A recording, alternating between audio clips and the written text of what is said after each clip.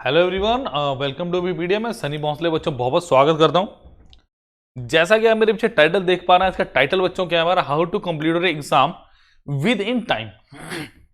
देखो, मैं अगर अपना पर्सनल एक्सपीरियंस बताऊं ना, शुरू में मेरे को बड़ी दिक्कत आई थी। कैसे कि भाई पेपर की तैयारी बढ़िया चल रही है, हम मॉक टेस्ट भी लगाते थे, बट कहीं ना जब एग्जाम का टाइम आया ना तो प्रेशर बढ़ता गया। और उस प्रेशर के कारण क्या हुआ कि 100 के 100 क्वेश्चन जो थे ना वो अटेम्प्ट ही नहीं हो पा रहे थे। मतलब कि मैं कर तो रहा था पूरी तैयारी घर पे, तो मॉक टेस्ट जब हम लगा रहे थे ऑफलाइन ऑनलाइन जैसे मर्जी, उस टाइम क्या था, पेपर का टाइम का प्रेशर नहीं था। उस टाइम घर पे फ्री माइंड होते थे कि हाँ हो जाएगा, और उस टाइम 5 या 10 मिनट पहले पेपर हो भी जाता था जितना आता था। बट अब जब एग्जामिनेशन हॉल में बच्चों में बैठा तो एक बड़ी समस्या आई। पेपर का प्रेशर ऐसा हुआ कि पेपर पूरा हो ही नहीं पाया। समझ रहे हो, या जल्दबाजी में कुछ क्वेश्चन छोड़ने पड़े, या जल्दी में कुछ क्वेश्चन मैंने गलत कर दिए। ठीक है, तो उसका एक निचोड़ मैं आज की वीडियो में आपके सामने लाया हूं कि एग्जाम में ऐसी कौन कौन सी चीजें हैं जो मुझे नहीं करनी है, जिससे क्या होगा, मैं एक बढ़िया पेपर अटेम्प्टेशन कर पाऊंगा। देखो, मैं टू बी फ्रैंक कहूंगा, 200 में से 200 लाने की मत सोचो, और ये भी नहीं सोचना कि क्वालिफाइंग है तो मुझे सिर्फ पेपर करना है कि भैया 130 आ गए, 135 है, जितने आए आराम भरोसे क्वालिफाई होगे, मेंस की मेंस में देखेंगे। अगर आप अगर आप अभी वीडियो के साथ जुड़ो ना बच्चों, और सन्नी सर के साथ, तो मैं आपको वादा करता हूं पेपर पूरा क्या बढ़िया तरीके से कैसे करना है, छोटी से छोटी बात आज आपके सामने में रखने वाला हूं। क्लियर है? तो चलो आज हम शुरू करते हैं, और ज्यादा मैं तवज्जो किस बात पे दूंगा कि मुझे गलतियां कम से कम करनी है, गलतियां कम से कम करनी है। क्लियर है? तो चलो देखते हैं कि हम वन बाय वन इस पेपर को कैसे डिस्कशन कर सकते हैं। एसएससी सीजीएल 2022 की मैं बात करूं, ठीक है, विद माई पर्सनल एक्सपीरियंस अगर मैं आपको बोलूं, बिकॉज मैं भी एक दिन आपकी जगह था, मैंने लगातार एग्जाम क्रैक किए। ठीक है, 2-3 साल सीपीओ, सीएचएसएल, आपका एमटीएस और सीजीएल। तो वो एक्सपीरियंस कहीं ना कहीं मुझे बहुत ज्यादा काम आता है जब बच्चे मेरे से पूछते हैं कि सर पेपर कर तो रहे हैं बट पेपर पूरा होगा कि नहीं होगा हमें नहीं पता। रीजन, जैसे जैसे पेपर पास आता है एक प्रेशर दिमाग पे बिल्टअप होता है कि करना है करना है करना है, बट करना है ना तो हो भी जाएगा। बट बिना टेंशन के करोगे बच्चों, जब होगा मैं बताऊंगा उस टेंशन को रिलीज करना कैसे है। डन? अपने पास सब रामबाण इलाज है। तो चलिए सन्नी सर के साथ सीखते हैं नई बात है। देखो, सबसे पहली बात, जैसा कि पिछली वीडियो में भी आपने देखा, हमारे पास सीधे सीधे 4 सेक्शन है। कौन कौन से भैया? इंग्लिश, क्वांट, जीएस और रीजनिंग, है ना। सीक्वेंस बेसिकली अभी तक चलता क्या आ रहा है, रीजनिंग, फिर आपका जीएस होता है, फिर आपका क्वांट होता है, फिर आपका इंग्लिश होता है। सपोज करो मैंने पहले रीजनिंग को अटेम्प्ट किया, है ना। मैं आपको सेक्शन वाइज बता रहा हूं कि हाउ टू अटेम्प्ट, फिर एंड में बताऊंगा कि इनका निचोड़ एक्चुअली में होना क्या चाहिए। देखो, सपोज करो अपने पास कितना टाइम भाई, 1 घंटा है, यानी 60 मिनट है मेरे पास, है ना। और मैं आपको यह बताऊंगा कि 2-4-5 मिनट पहले या 5 से 6 मिनट पहले पेपर को खत्म करना है, और 5 मिनट आपको रिवीजन के लिए मिल जाएंगे। 5 नहीं तो 4-4.5 मिनट तो एटलीस्ट मिलने वाले हैं आपको। देखो, सबसे पहली बात रीजनिंग है ना, मैं रीजनिंग के लिए मोटे मोटे 12 से 13 मिनट रखता हूं। ठीक है, 25 क्वेश्चन है, मैं अप्रोक्सीमेटली 40 सेकंड लगा के चलता हूं क्वेश्चन के लिए, है ना। तो इतने से ही आपका हो जाएगा। डन? मतलब आप टाइम की टिक टिक देखिए, 12 से 13 मिनट के बाद रीजनिंग को छोड़ दो। जितने भी क्वेश्चन हुए हुए उसके बाद छोड़ दीजिए रीजनिंग को। जो मैं कह रहा हूं ध्यान से सुनो, 12 से 13 मिनट लीजिए, उसका छोड़ दो। ये नहीं है कि रीजनिंग आसान आई है, क्वेश्चन हो रहे हैं। ये बहुत बड़ी गलतफहमी है। हमेशा याद रखना, रीजनिंग और क्वांट में से एक सेक्शन हमेशा कैलकुलेटिव आता है, हमेशा, ऑलवेज। दोनों सेक्शन कैलकुलेटिव में बहुत कम चांसेस होते हैं, बट हाँ एक सेक्शन कैलकुलेटिव हो गई होगा। या तो रीजनिंग के ऐसे क्वेश्चन होंगे जो आपसे सॉल्व हो रहे हैं but they are taking too much time. तो सबसे पहली बात, उन क्वेश्चन को पहचाने जिसमें बहुत ज्यादा समय लग रहा है। तो पहला मेरा मूल मंत्र क्या आज का? पहला मूल मंत्र है, do not spend too much time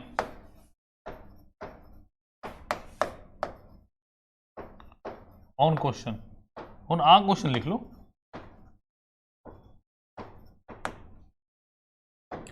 on a question. मतलब मतलब ऑन क्वेश्चन का मतलब क्या हुआ कि किसी भी एक क्वेश्चन के पीछे ज्यादा टाइम मुझे नहीं लगाना। डन।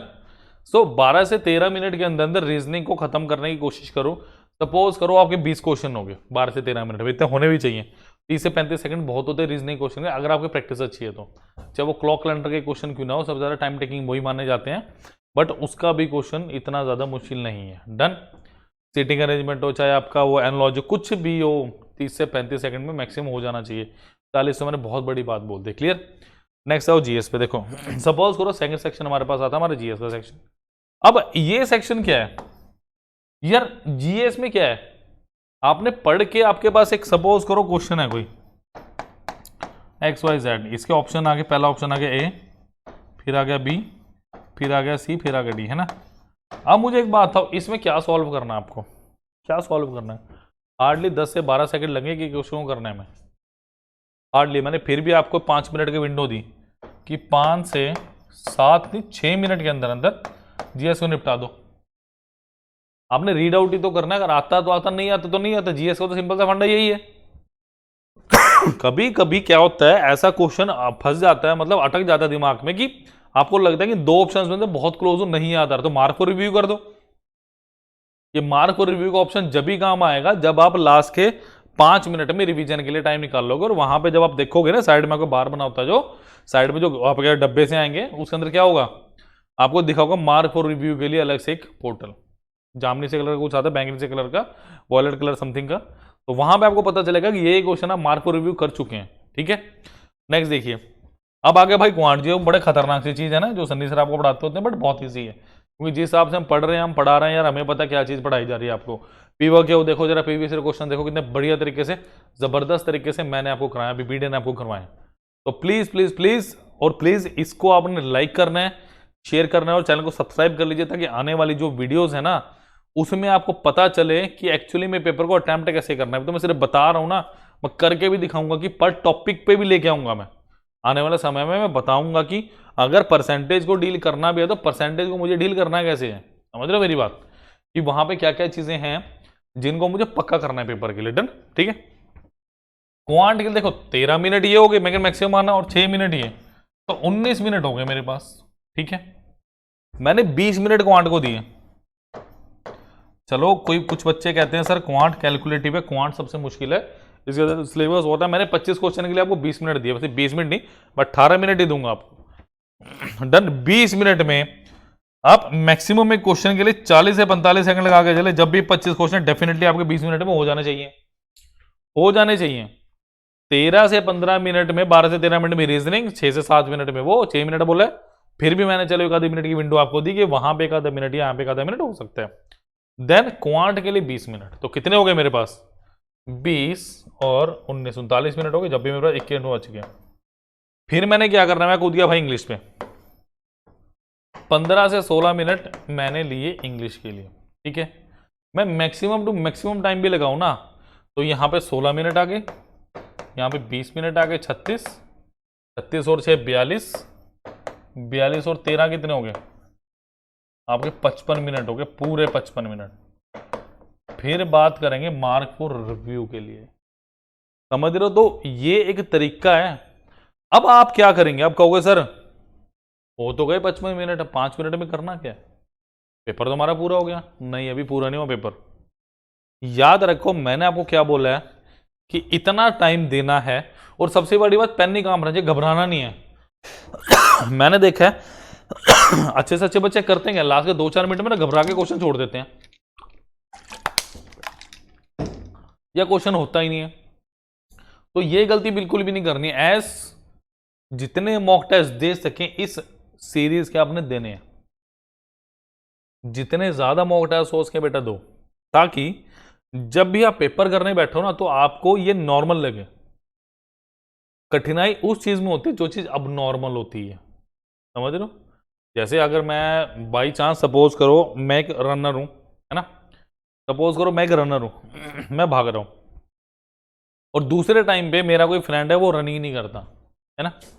अब मैंने अगर सपोज करो चंडीगढ़ या पंचकुला मौली या अपने कहीं पे भी इंडिया में कहीं पे भी कोई रेस हो रही है ना, या कोई आपको बोला गया भाई ऐसे ऐसे इनिशिएटिव है, कोई हम दौड़ लगा रहे हैं, तो जो अगर मैं एक रनर हूं तो डेफिनेटली मैं पार्ट करूंगा। और मेरा जो दोस्त है वो क्या कहेगा, मैं कहा यार चल कर ले, देख ले क्या होगा तेरा, ठीक है, तो वो क्या करेगा, भागेगा तो वो भी, बट डेफिनेटली मेरे जीतने के चांसेस कम है उससे। रीजन क्या है, ये वही बात है जो आपके पेपर के लिए, कि जिस बच्चे ने तैयारी अच्छी की है वो तो मेरी तरह भी रनर की तरह है, और जो नहीं भाग पा रहा है, जो बच्चा क्वालिफाई भी नहीं कर पा रहा, वो किसकी तरह है, नए नए रनर की तरह जो कभी भागा ही नहीं और सीधा का सीधा रेस में दौड़ गया। ऐसे कभी भी आपका एग्जाम क्लियर नहीं होगा बच्चों, समझ रहे हो। रियल लाइफ का बड़ा अच्छा सा एग्जाम्पल आपको दिया मैंने, क्यों, ताकि आप लोग चीज़ों को समझें। बी प्रैक्टिकल होना बहुत ज़रूरी है, हैबिचुअल होना बहुत ज़रूरी है, चीज़ों को समझना बहुत ज़रूरी है, चीज़ों को सबसे बड़ी बात इम्प्लीमेंट करना बहुत ज़रूरी है बच्चों। आप लोग इम्प्लीमेंटेशन में भरोसा नहीं रखते, है ना, कि ठीक है प्रीवियस ईयर क्वेश्चंस कर लिए हैं, मैंने ये कर लिया है, मैंने वो पढ़ लिया है। अक्सर बच्चे पूछते हैं मेरे से, मैसेजेस आते हैं, कॉल्स आते हैं कि सर पेपर के इतने दिन रह गए हैं, मेरी जीएस हो गई है। किसकी होती है जीएस, जीएस कभी खत्म ही नहीं हो सकती, इन्फिनिटी, कुछ भी पूछ सकते हैं आपसे। वो आज का तो क्वेश्चनों को आपको देख ही रहे ऊपर नीचे चल रहा है, करंट अफेयर्स है, छोटा करंट अफेयर भी आपके लिए, समझ रहे हो बात मेरी।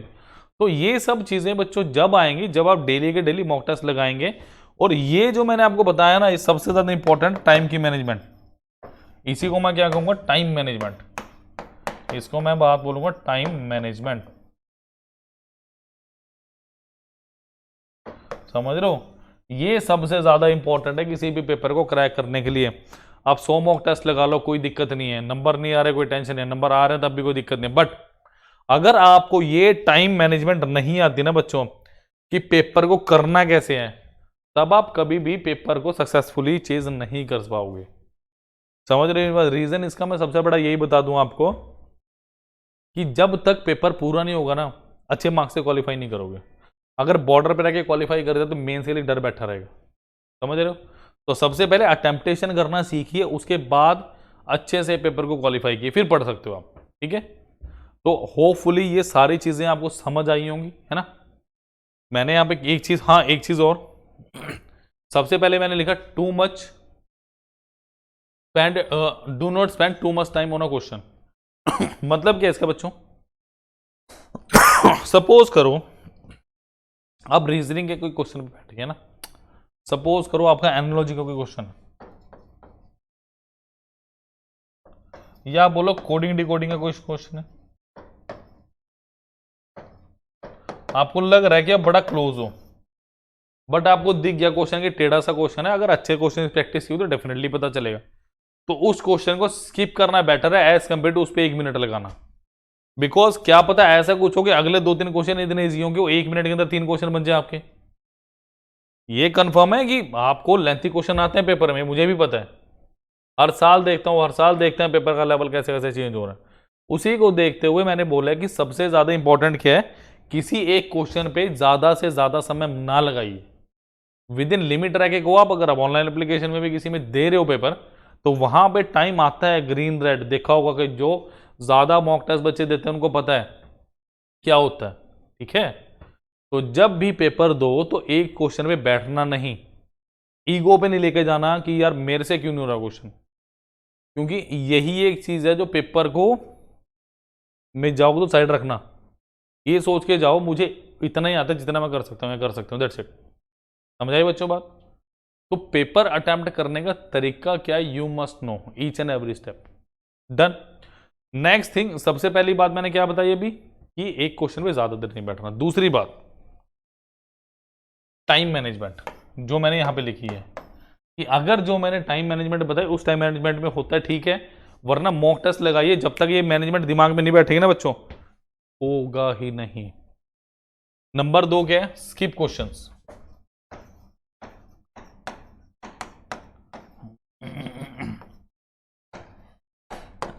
अब मैं बताऊं होता क्या एक्चुअल, अक्सर होता क्या है, बच्चों के दिमाग में एक चीज होती है कि why we have to skip the questions.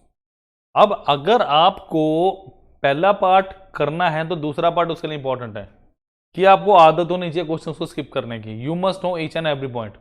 अब जीके या जीएस जो आप पढ़ रहे हो उसमें 25 क्वेश्चन है, सपोज करो आपको कोई क्वेश्चन नहीं आता, आपको पढ़ते पता चल रहा है यार ये चीज तो जिंदगी में कभी नहीं पढ़ी, तो क्या करोगे उस पर टाइम लगा के, स्किप कर दो, skip that question immediately with in 2 seconds. पढ़ते ही 5 सेकंड में पता चल जाएगा यार चीज कभी पढ़ी कि नहीं पढ़ी, समझ रहे हो मेरी बात? तो उसको फटाफट स्किप करने में ही भलाई है, एज कम्पेयर टू 2-3 बार पढ़ के उसको आपके 5 या 7 या 10 सेकंड आप खराब करोगे, because each and every second आपको वहां पे टाइम का प्रेशर बढ़ेगा। क्लियर है? तो ये सब चीजें याद रखिए, आपको कैसे करना है पेपर अटेम्प्ट, और इसके बारे में डिटेल में बात करेंगे। यहाँ पे मैंने बहुत बढ़िया तरीके से बताया आपको। जैसे जैसे पेपर क्लोज आ रहा है मैं और ज़्यादा वीडियोस बनाऊंगा कि पेपर को और जल्दी और इंपॉर्टेंट तरीके से कैसे किया जा सकता है। ठीक है, आई थिंक इस वीडियो में काफ़ी डिटेल में हम समझ चुके हैं। मुझे अगर लगा कि और कोई पॉइंट बचा, डेफिनेटली बच्चों में आपके साथ पूरा उसको डिस्कस करने के लिए जरूर रहूंगा। ठीक है, तो चलो बच्चों, आज के लिए इतना ही। थैंक यू, मिलते हैं नेक्स्ट लेक्चर में अभी मीडिया पे आपके अपने सनी सर के साथ। Thank you. तो प्लीज एक दौड़ने वाले धावक बनिए ताकि आप स्पीड से भाग सकें, ना कि एक slow runner. Is that clear? चलिए, bye bye, take care, thank you.